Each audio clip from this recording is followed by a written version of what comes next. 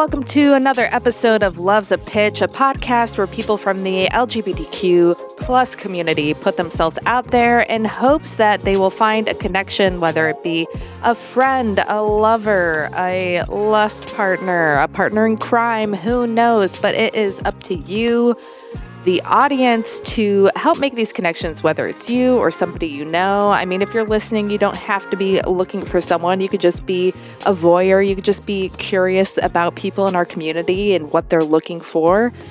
By the way, I'm your host, Carolyn Bergier, and a quick reminder for those of you in the New York area, I do have a live Love's a Pitch show coming up April 30th, and that is going to be at Come On Everybody in Brooklyn. That is very different than this podcast. Yes, it's the same name. Yes, it's people pitching themselves to an audience, but this also involves 3 comedians who will be on stage. It involves challenges. It'll be very silly and funny. And while I like to get silly and funny on this podcast too, here, I'm not going to give people a hard time. They're trying to put their best foot forward, and I just want them to find whatever it is they are looking for, because I really care about the guests that I have on this show. And some of them, if you were a listener of my last podcast, Diking Out, you may remember their voices from episodes, or if you're new here and you want to hear more, some of these guests, like today, have been on episodes of Diking Out. This guest in particular had a great episode called The Female Gaze, as in Gaze, and it's all about Portrait of a Lady on Fire and other queer films and TV shows and the way that we tell queer stories. So check that out if you are interested, but we are not talking about the female gaze today unless you are somebody who wants to gaze upon this guest. Take a listen. Okay, here with me today, I have Valerie Complex. Valerie, how are you doing in New York City today? Are you in New York City? I never know where you are. I am currently in New York at this very moment. Great. And how's it going? You had a birthday yesterday. You were celebrating last night. I am just sort of getting over last night and trying to recover. I mean, I got home at 11 o'clock, which is not late for some, but as I've aged, I was like, I need to get home. So everybody last night was pretty much in my age group. And so we were all like, yeah, let's pack it in around 10 o'clock. So yeah. Love that. How do you feel about birthdays in general? Do you like them? Do they give you anxiety? Indifferent? I think the milestones give me anxiety. So like turning 30, turning 35, turning 40 definitely gave me some anxiety because it's a new age of being. It's a different decade. Right. That's a bit nerve-wracking, but I still woke up the same person. Now, now I just qualify from mammograms and colonoscopies, and so yeah, getting some action like that. So, well, let's get to your pitch before I ask any more questions. But one quick question first. Tell the listeners, how do you identify? I've been thinking about this for a while, but it doesn't bother me either way. She, they, he is fine. I don't care. And then sexuality, are there any terms that you use with that? I am queer. All right. Labels. It's changed quite a bit. I am queer. I have an explanation for that, but I can explain it, when I see people in person. Yeah. All right. That's fair. Well, now that we have that out of the way, why don't you tell our listeners in 1 to 2 minutes why you're a catch? Well, I will start off with the emotional attributes. I'm empathetic. I'm really patient. I'm really easygoing. I am a non-monogamous right now. So I'm good at encouraging others to explore other avenues as well, if that's what they're into. I think that I'm really generous. I like to give little gifts and presents and stuff because that's sort of my love language, so to speak. To hit on some other attributes, like I live alone in New York City. That is rare. I live up in Harlem. I work for a big sort of entertainment website trade. So I have a job. I'm currently employed right now. So I like to do like a lot of fun stuff. I like museums and I love, love, love karaoke. And I'm very much into talking about every facet of cinema and film that I can. I'm curvy. I have a big ass and I feel like, my body has some attributes that a lot of people tend to like because they tell me every time I step outside, which is pretty much catcalling, but I'm taking, a page out of their book just to, see what other people observe as well. And I just like meeting people. I like trying new things. I'm really open to pretty much anything that doesn't involve hurting people or children or animals. And I am a little awkward when you first get to meet me, but I open up pretty quickly. That even sounded awkward. My delivery even sounded. I tried. A lot of good stuff here. I'm loving doing these episodes and seeing what things come up over and over. And then I'm like, is this like a particularly queer thing? Like a lot of karaoke lovers, a lot of people mentioning karaoke in their pitches. And my first question is, what's your go-to? Oh man. Oh boy. Usually like Killing Me Softly by the Fugees or like songs from Rent, the musical Rent. Ooh. Yeah. All right. Is there a song that you can't stand when people do? You're like, oh, why do people keep picking this one? Don't Stop Believing. I can't. There are other Journey songs that are great for karaoke. I can't take that. A Whole New World is another one. I just tired. That's a good list. I also have like this reaction to Don't Stop Believing. It's not a bad song, but if someone picks it for karaoke or a bar is playing it, like I really have to be in the mood. My hands come up to my ears and I'm just like, no. Like I liked the song before I started going karaoke. No, I'm just like, oh man, like I just don't want to hear it anymore. Yep. That and Pour Some Sugar on Me. For some reason, those two are like in the same category. I'm just like, done. I have not heard that one, and I'm so glad. Just imagine the kind of people who would pick Pour Some Sugar on Me. Yeah, or they are the same people that pick like Guns N' Roses, like Living on a Prayer. Right. Looking like screaming in the karaoke bar, screaming in the mic. Yeah.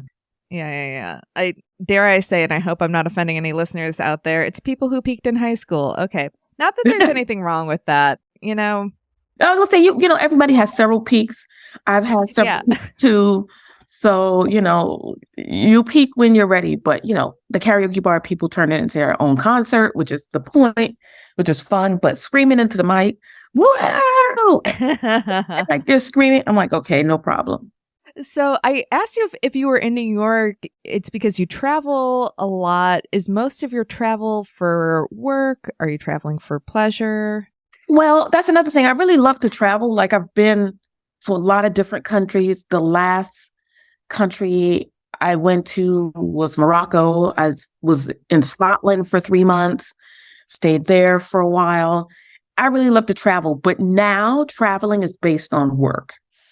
I used to travel leisurely, a couple of times a year, but now I'm traveling more often than I would like to because of work, film festivals and different events that my job does. I travel to them. So I'm mostly in New York or you'll see me out in LA. How was Morocco? My best friend lives there. Actually, we grew up in the Bronx together and he just somehow ended up there. And it's a really interesting place. I think it's beautiful in some areas and some areas are not so great. Like everywhere you go, they are aggressive with trying to get you to buy their things and sure. Panhandling. I didn't get bothered too much, only when I opened up my mouth.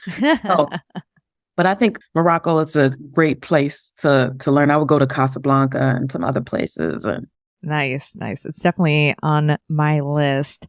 Okay, so in your pitch, you said that you're non-monogamous now. How recent of a thing is that? I would say the last year or two, I've been like, you know what, let's explore a little bit more of the boundaries of sexuality and what that means. And I've definitely been happier as someone who's like non-monogamous. I'm still examining polyamory and what that's like versus non-monogamy. I'm still in that, like, can I love more than one person? Can I put forth that energy into multiple people or just one other person? So, these are things that I'm examining. I came out fairly late in life. I came out, when I was 27 years old and didn't have time to explore what it meant to be part of the LGBTQ community because I was, working and didn't have time to figure it out. And then, as soon as I turned 35, it was like, okay, it's time to figure out what's going on here. And then in the last 2 years, I kind of made that decision, like ethical non-monogamy is for me right now. Yeah.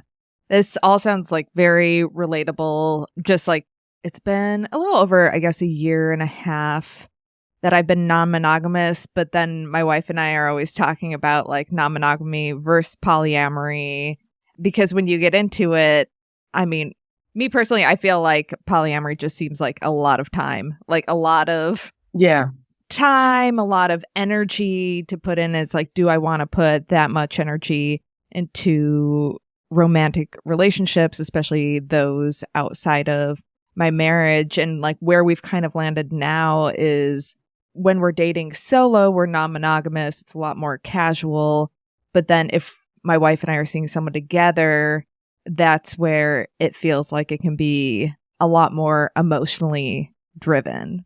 I'm wondering, do you, like, when you talk about couples and stuff, I have found myself in the line of couples a lot, which is really interesting because I'm not saying I'm trying to be anybody's unicorn or whatever, but I don't have something in mind. And so you guys have come to the thing where it's like we can date solo and we can date together as someone else. That's really interesting. It's pretty unique. Yeah, I always think, that it would be hard. I mean, it's hard to find one person you like sometimes. And then to find somebody who likes both you and your partner, it feels like that takes kind of a specific person. But then when it happens and we find it, it's usually because like it is a good fit. So it's something, I mean, I wasn't expecting that to happen when we first talked about opening things up, but I think my wife and I are so different, but also very complementary to each other that I don't know. There's something in the recipe that's working. That's really cool that you got to talk about that and try that out and really be sort of into it. I think that's good. That's harmony right there. Yes. Yeah, definitely. Oh, definitely has like made us much stronger, brought us closer. And we were doing fine before. I mean, it was just something that had always been, I mean, especially if you're in the queer community, it's something that's talked about. You meet a lot of people who are doing it. We were both curious about it, but just weren't sure if it was for us or weren't sure if it was something the other person would want to do. And then once we talked about it and explored it together, it's like, okay, maybe, this could be like a good additive thing in our life. Would you date somebody who is monogamous? I knew that question was coming. I don't know. It depends. It would depend on how much I care for them and if we vibe. It would depend on a lot of different factors. I'm not going to say no, but it definitely depend on a lot of factors. Yeah. Yeah.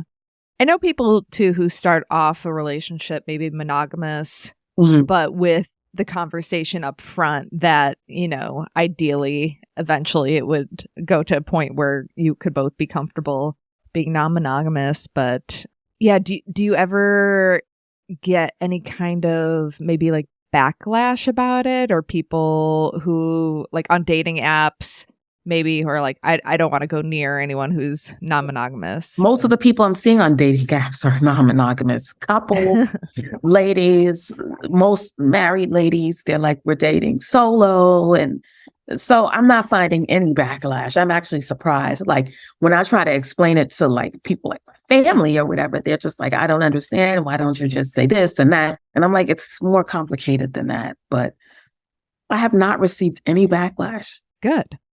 That's great to hear. Yeah. I've not received any. Yeah, it is interesting how it's viewed in different communities. I know, like, when I talk to, and this is very different, but my friends who are straight women, they are like, no fucking way. And the thing is, it's like I travel a lot. So it's like I don't have the expectation of like someone sitting around for 2 weeks waiting for me to get back to have 2 weeks with Yeah. me, to be gone again for 2 weeks. Like, I read about these things, and I believe people should be able to get what they can if they're not getting it in one place. So I just, especially with the traveling a lot, if I was around a lot more, like I'm usually around in the fall a lot more, so I can see a lot more people and do a lot more things. But, from January to October, I am traveling a lot. Not, I'm gone for like 3 or 4 days here, 3 or 4 days there. But for some reason, upcoming, I'm going to be gone for 2 weeks.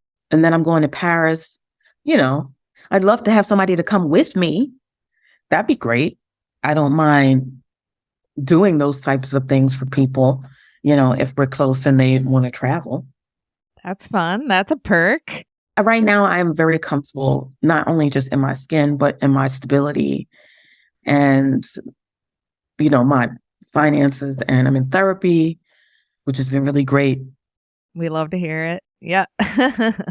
As I approach 40, I'm grateful because things are actually very stable. All right. If you're looking for some stability in your life, Valerie's got a lot to offer there. Speaking of your travel, your line of work, you are very well versed in the universe of queer TV and cinema. What queer relationship seems like most attractive to you? Like, if you're like, if I could have that. I mean, because for the most part, a lot of queer relationships are portrayed so poorly. I just don't really know. Right. The best influences right now for, like, this is going to sound so silly. Oh my God. But like First Kill. Okay. I like the dynamic of Jules and Calliope in First Kill. I thought that they had a very intense sort of relationship. Naturally or supernaturally, I guess. Yeah, right. And I also liked I'm a romantic. I love to do romantic things and make people feel special. So, like Portrait of a Lady on Fire, that's just my thing. Yes.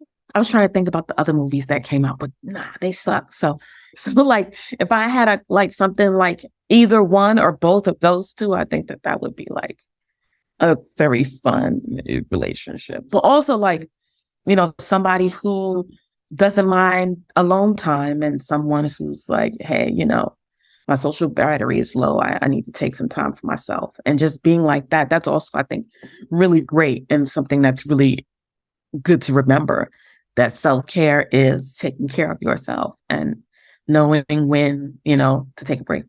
Now, when you're watching a TV show with somebody else, are you the kind, like, if you're in a relationship, you have a TV show, are you the kind of person who insists that somebody waits for you to watch the episode? Or is it like, watch it when you can watch it and we'll talk about it once we're all caught up? Either way, it's like, if you have the time, we can watch it together. If not, watch it so we can talk about it. I do that with my friends. So I'm like, just watch it so we can talk about it. I want to talk. I want to have a conversation. So yeah, either way.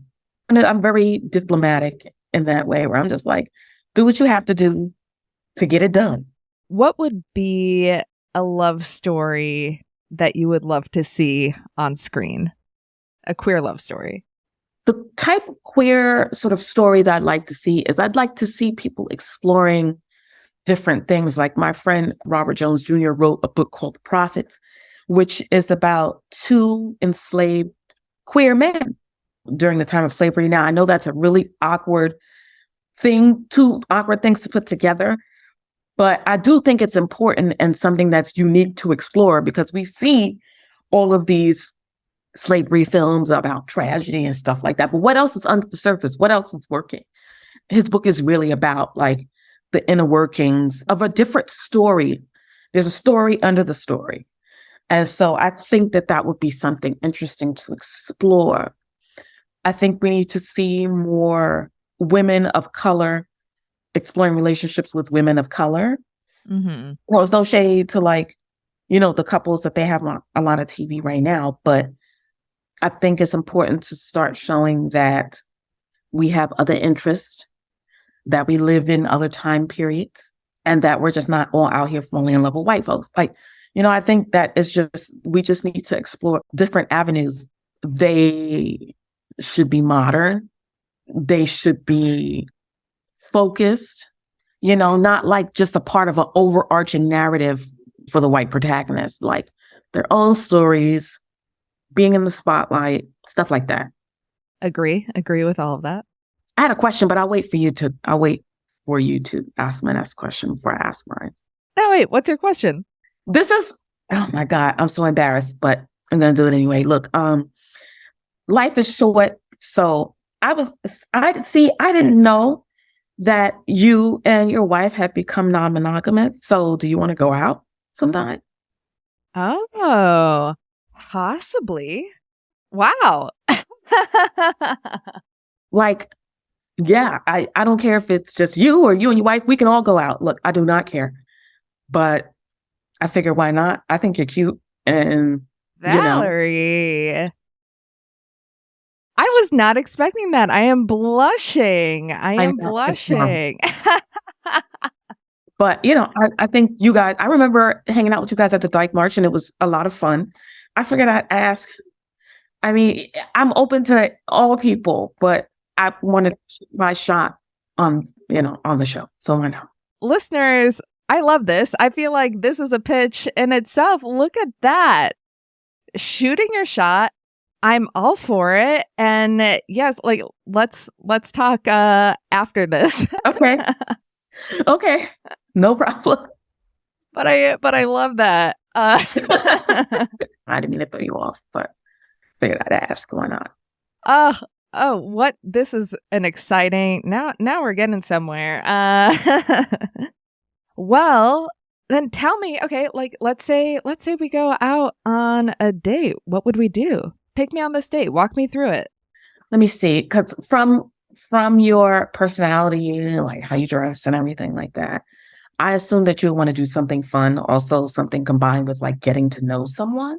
So I wouldn't necessarily suggest karaoke, but like maybe we go to, I forgot the name of the place, but I think it's Photographica.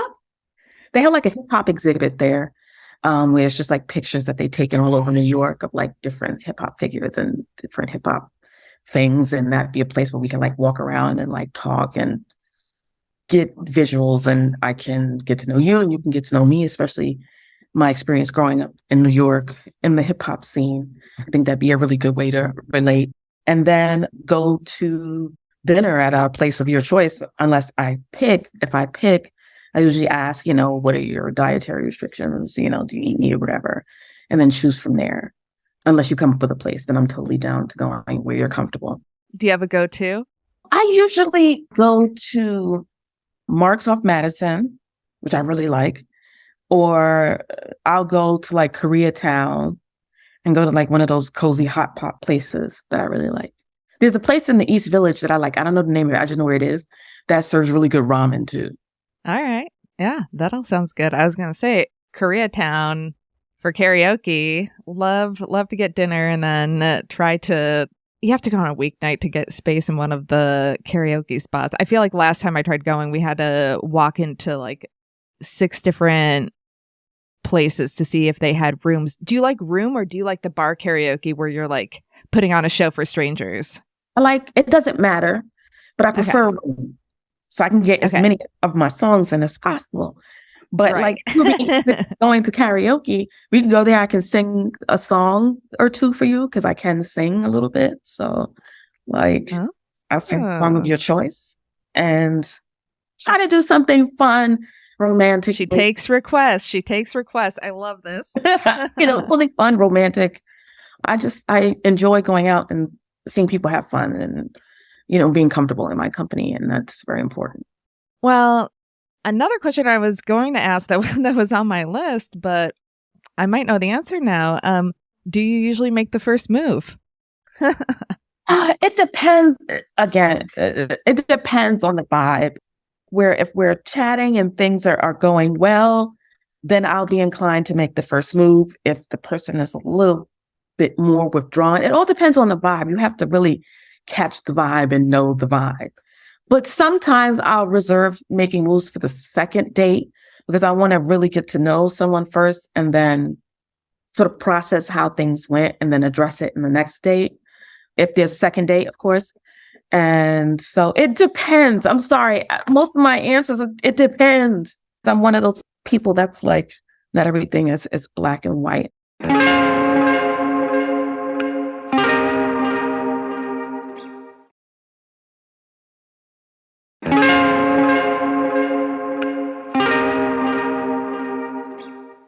That's totally fair. I mean, I think it definitely depends. You know, it takes two to tango, sometimes three, and and a lot of it does depend on, you know, the other person, the vibe, what they're comfortable with. You know, sometimes people beat you to the punch. What do you think about PDA? Like, not like I'm not looking to like hold hands on a first date or anything like that, but in general, like.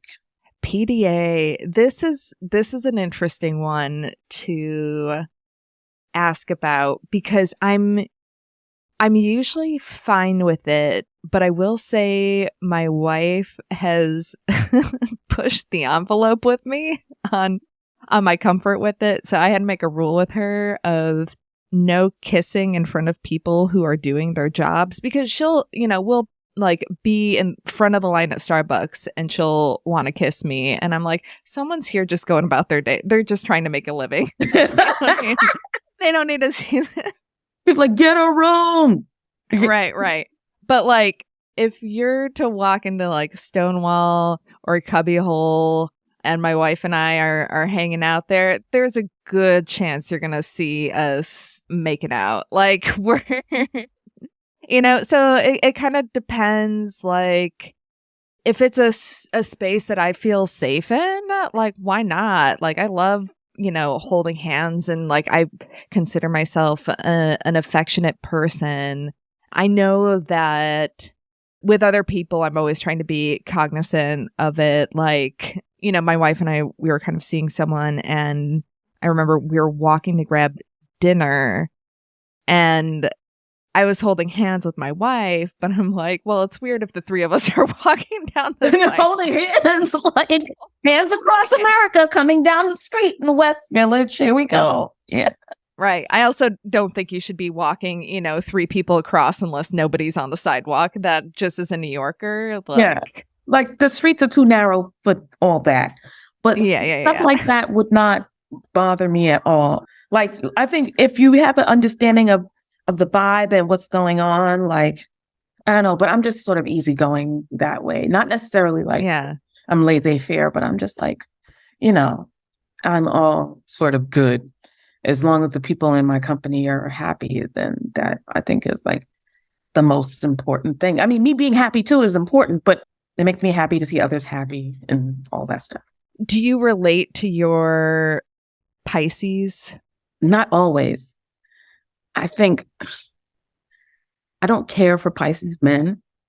And the women I do relate to and get along with, I don't know if we're always compatible to be in a relationship.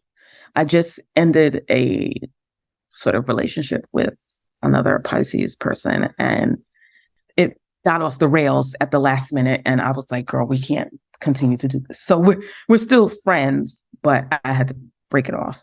Yeah. And you think it had to do with the sign, like with those like, were you just both crying too much? What was happening? No, it wasn't that. It was, we just weren't at the same place.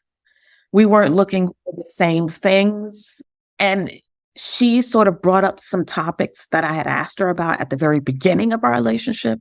And she brought them up again when she finally had an answer. And it was an answer that I was like, what? Like, if I had known this before, our relationship would have gone very much differently. And so, yeah, but we're still friends. We still get along. We still text or whatever. It didn't end on a bad note.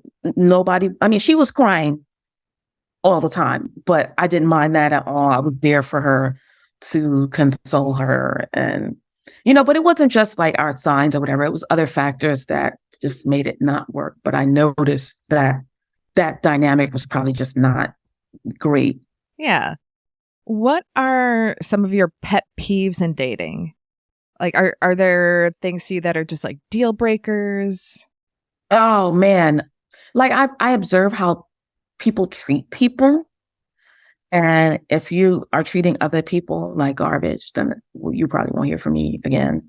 I don't really like rudeness or arrogance. Mm-hmm. That's not sort of my thing. Unbalanced communication, I don't like. I've been on dates where women have done all the talking and then text me and be like, "You're so great to talk to." And I'm like, I didn't do any talking.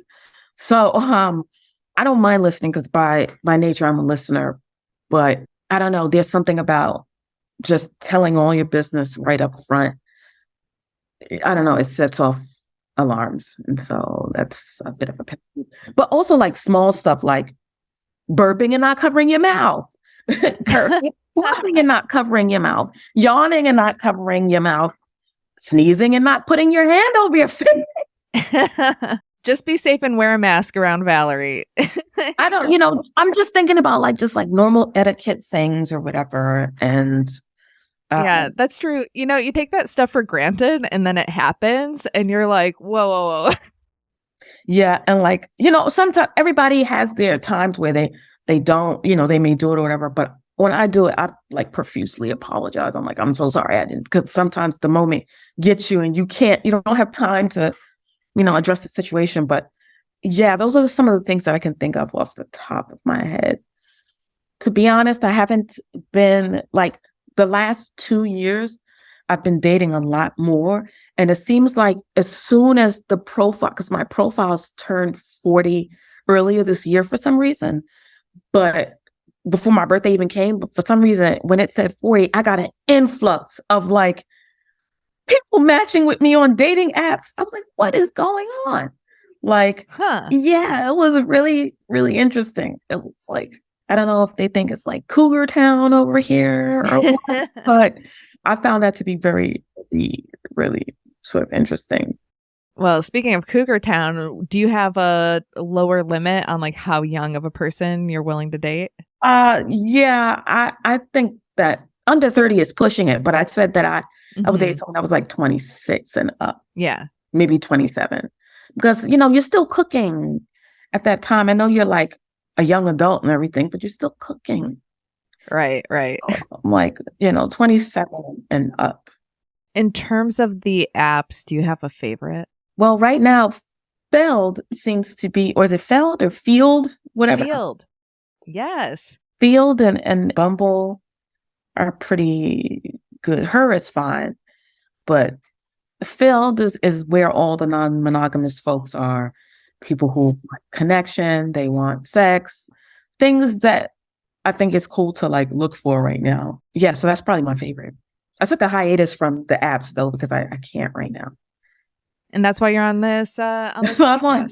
Right. That's why I'm trying something new on the podcast. And yeah, I'm just into meeting new people and having different experiences. Do you like meeting people more like organically in person, or do you kind of like the apps in that you have like some basic information going into it?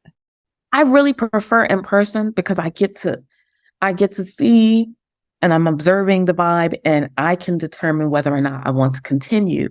I don't have to waste time going on a date just to figure out, oh, I don't, this is not for me or whatever. I would love to meet people more organically, but every time you invite me to an event, I'm gone. I'm out the city. So I'm trying to get out more. Like I've gone to a couple of things at the Gay and Lesbian Center downtown. I've gone to Stonewall a couple of times. I've never been to Cubbyhole. Henrietta's is very different than it used to be. So, I'm trying to go to more events like Dyke Beer stuff to meet people. But I've been really wanting to meet more queer women of color as well, because a lot of these spaces are occupied by white women, which there's nothing wrong with that. It's just sometimes I do feel a little out of place. Have you been to a Babe Town event? Never even heard of it. Okay, I'm putting this on your radar. I'll send you the profile on Instagram. Alex Kunis is a chef, and she's been working in the food industry for a while. I think she grew up in New York, and she started these queer monthly dinner parties, and now she's kind of added more variety to the kinds of events that she does. So there'll be like the regular Babe Town monthly dinner, but then there's also one called Kitchen Table now, which is for polyamorous and non-monogamous queer folks. And I would say like those are some of the most diverse events I've been to. I've only been to a couple, but I know, like, knowing my friends who have gone to them, and I would say that's a good one to check out. And there's delicious food. Nice. And I'm all for that. I love food and stuff like that. Eating is like my number 2 favorite pastime besides spending money. So I have to get out there and get to more events and get over, I've been working on getting over my qualms about being the oldest person in the room sometimes, because that's been a thing as well. So as I get out there, I learn more and more every day about me, about the community, about the environment and everything like that. So I'm really kind of enjoying this journey and being more open. Like last night I went up to this woman at this place I was eating, and I was like, hey, you want to go out sometime? And she gave me her phone number. She was taken, but I was shocked that I did that. Like, because I don't usually do that because I'm usually too shy, but I'm like, fuck it. Life is too short. And when you see, beauty and stuff, you just go ahead. The worst people could say is like, no. And that's totally right. And I'm fine with no. I'm fine with hearing no. I'm fine with saying no. Is marriage something that you think you'd like? It's not in the cards right now. I'm not going to say no, but it's not in the cards right now.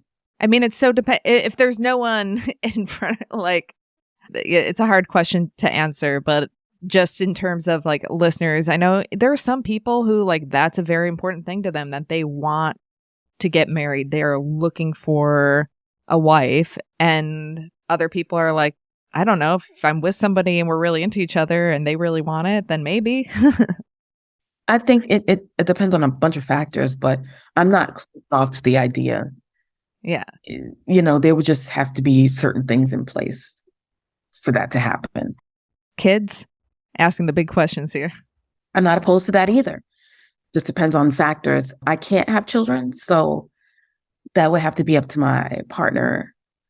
And, there's just some things around marriage and having children that I'm working through in therapy, to help me sort of work through what that looks like. So there's some things that I'm working through with that to make sure that, I am definitely more open and well-rounded to those type of ideas and doing those things. Shit, now I'm blushing. Oh my God.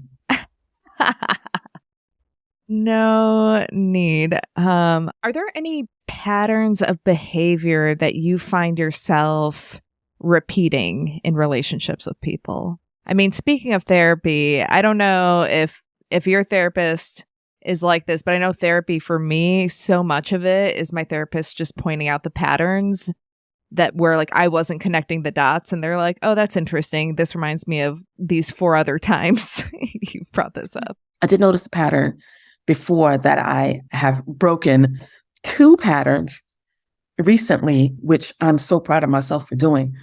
Not expressing my needs and being to the point where I'm like so eager and ready to please like my partner that I'm sacrificing my own wants and needs, and being okay with saying, this does not work for me. Like I've never broken up with anyone before, and my ex-girlfriend has never been dumped. So, it was just really an interesting thing that we talked about and sort of processed. And I even felt bad for doing it, but it just was the right thing to do. I didn't know the value of alone time. I didn't understand the value of alone time and space. In the last 5 years, I've really been getting to learn more about how valuable that is, not only for myself, but for other people. A lot of people value their alone time. They aren't into being smothered or anything like that. People want to do their own thing, have autonomy and stuff like that. And that's perfectly fine. In therapy, I learned that that's not an indictment on me or whatever. It's just the way that some people are, and they're allowed to be that way. And now I've become that way. So, having alone time and a part time is I'm away for work. So, that stuff comes with the territory anyway. So, am I remembering right that you moved around a lot when you were a kid? I did. Okay. So you're kind of used to this life of picking up and going, not being in one place. So earlier when I talked about stability, I mean, I have a place to come back to. I have the means to pay my own bills, however expensive they may be in New York. But being sort of on the go and traveling a lot is something that I've gotten used to. And I'm still trying to reconcile the best way to do that without stressing myself out to the point where my hair is coming out, which happened recently. So trying to combine that with the job and the projects that I'm doing and a relationship and everything like that. That's so important. Yeah, because I feel like sometimes it can feel normal to be go, go, go, and then not really realizing the toll that it can take on you sometimes. And then sometimes your body reminds you if you don't catch it first, your body's going to find a way to tell you. Last year that happened to me, I was walking through the projects, just trying to get home. And I kind of my knees sort of buckled and I just kind of collapsed. And I was like, I have to do better with work. And that was another opportunity I got to speak up, because I was like, the hours I'm working, I'll quit this job. I'd rather take care of my mental health than to be sick. And so they ended up changing my hours. So, just being able to sort of speak up and, like you said, recognize those times where you're like, oh, I need to sit down and take a break or whatever. I have really been taking full advantage of that. With your career, what has been one of the highlights for you? What are you most proud of? Well, in my journalist career, I'm proud of being, this is a blessing and a curse, but I guess, I'm a Black woman at a major trade website. And so there's a zeroed focus on me and my work, and people take notice. But that's also its downside. So, but it's an accomplishment nonetheless. I have been working for 10 years to try to find a staff position, and I never thought it was going to be where I am now. So that's awesome. Well, all right. We're at that time where, if there's anything else that has come to mind in this conversation that you want our listeners to know, if not, get into saying, who do you want reaching out to you? What kind of people should be following up? If you like to have fun, you're a little nerdy, love film.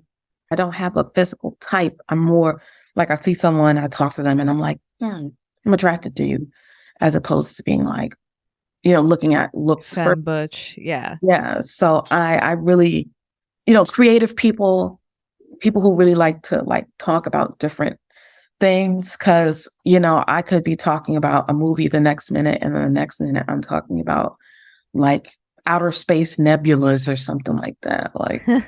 I like to talk about all types of stuff, and I'm up for meeting people who can teach me something. And what's the best way for them to get in touch?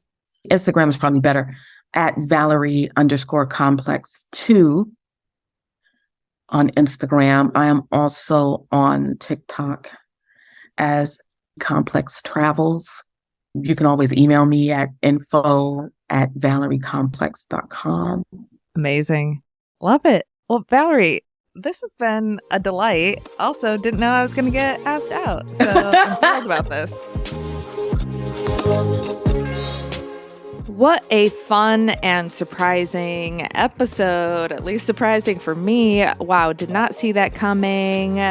But as you can tell, Valerie is a super cool person and has done a lot of great work for the queer community. It takes a lot of work to see all of this content and review it and dissect it. And it's not just queer content too. So definitely give Valerie a follow and check out their work. It's great stuff. Very, very interesting looks, perspectives, analysis on the media we consume.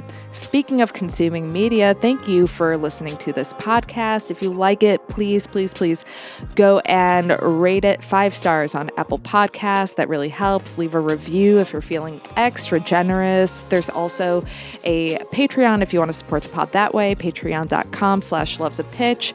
Follow on Instagram to see videos and pictures of the people you are listening to. That's at lovesapitch on Instagram. And follow me while you're at it, at TGI Carolyn. I'm also on TikTok where I'm posting jokes and clips from our interviews here. This podcast is produced and edited by Caitlin White, and the music is from Valerie. Now, do yourself a favor and go watch something gay.